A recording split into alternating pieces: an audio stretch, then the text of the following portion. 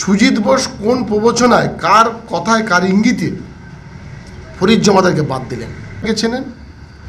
পাশে সুজিত বোস মহাশয় জেলার শিক্ষার কর্মদক্ষ, তার অশ্লীল ছবি সোশ্যাল মিডিয়ায় তার পাশে বসিয়ে, এদিকে আমাদের মিনাকার বিধায়িকা যিনি দিদি বাদ দিয়েছেন তাকে পাশে বসিয়ে একজন স্বচ্ছ ব্লক সভাপতিকে সুজিত বোস ঘোষণা করলেন। তাহলে সাংবাদিক বৈঠকের মুখ্য উদ্দেশ্য 19শে ডিসেম্বর জেলার চেয়ারম্যান সরোজ ব্যানার্জির নেতৃত্বে বসিরহাট সাংগঠনিক জেলায় একটা মিটিং ছিলেন। সেই মিটিংয়ে আমাদের পশ্চিম মহাশয়ের মন্ত্রী সুজিত বোস মহাশয় উপস্থিত ছিলেন।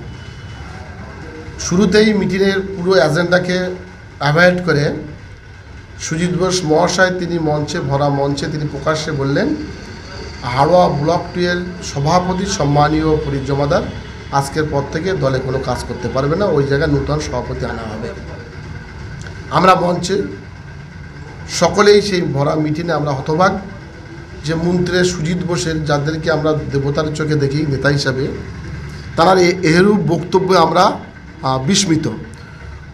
কারণ বাংলার মুখ্যমন্ত্রী, পশ্চিমবঙ্গ সরকারের মুখ্যমন্ত্রী সর্বদা সভানেত্রী মমতা বন্দ্যোপাধ্যায়, সাধারণ সম্পাদক অভিষেক বন্দ্যোপাধ্যায় নেতৃত্বে হাজী নুরুলকে সামনে রেখে আমরা লোকসভা নির্বাচন করেছিলাম হাড়োয়া ব্লক 2 এর 4টে জিপিতে। সেখানে আমরা 32,000+ লিড দিয়েছি। একদিকে দক্ষিণে আইএসএফের আমাদের বর্ডার, অপরদিকে সন্দেশকারী শুভেন্দু অধিকারী আক্রমণ। এই মিটিংয়ে মুখ্যমন্ত্রী যেদিনে এসেছিলেন সেদিনে আমাদের লোকাল এমএলএ উষানী মণ্ডল ওই মঞ্চে তিনি উপস্থিত ছিলেন না, মুখ্যমন্ত্রী তিরস্কার করেছিলেন। এন কঠিন পরিস্থিতির মধ্যে দিয়ে আমরা 32,000 ভোটে এই বোলাকে লিড দিয়েছি। ফরিদ জমাদার নেতৃত্বে নির্বাচন পঞ্চায়েতে আমরা 110টা মেম্বার পেয়েছি, পঞ্চায়েত সমিতি, জেলা পরিষদ, গ্রাম পঞ্চায়েত, এবং নির্বিঘ্নে ভোটে আমরা ভালো রেজাল্ট দিয়েছি 4টে অঞ্চলে। এমন কি ঘটনা ঘটলো, সুজিত বোস মহাশয় তিনি ভরা মঞ্চে ফরিদ জমাদার আজ থেকে কাজ করতে পারবে না। আমরা কারণ জানতে পারিনি।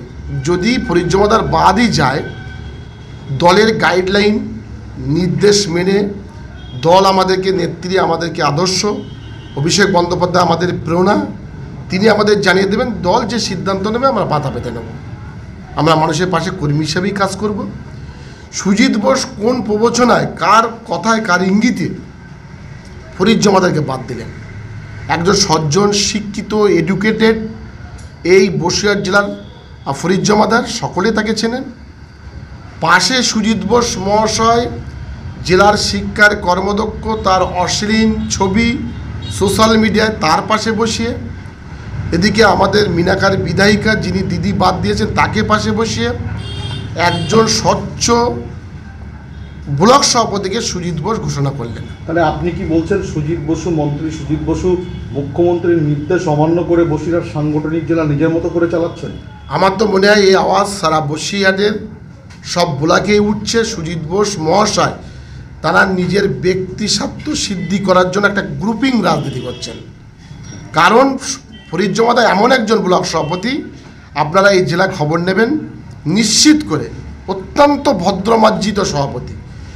যে মানুষটা 32,000 ভোটে একক প্রচেষ্টা সকলকে নিয়ে 32,000 ভোটে লিড দেয়, সুজিত বোস আমাদেরকে একটা শোকার চিঠি পাঠাতে পারত, আমাদের সতর্কবাণী দিতে পারতেন।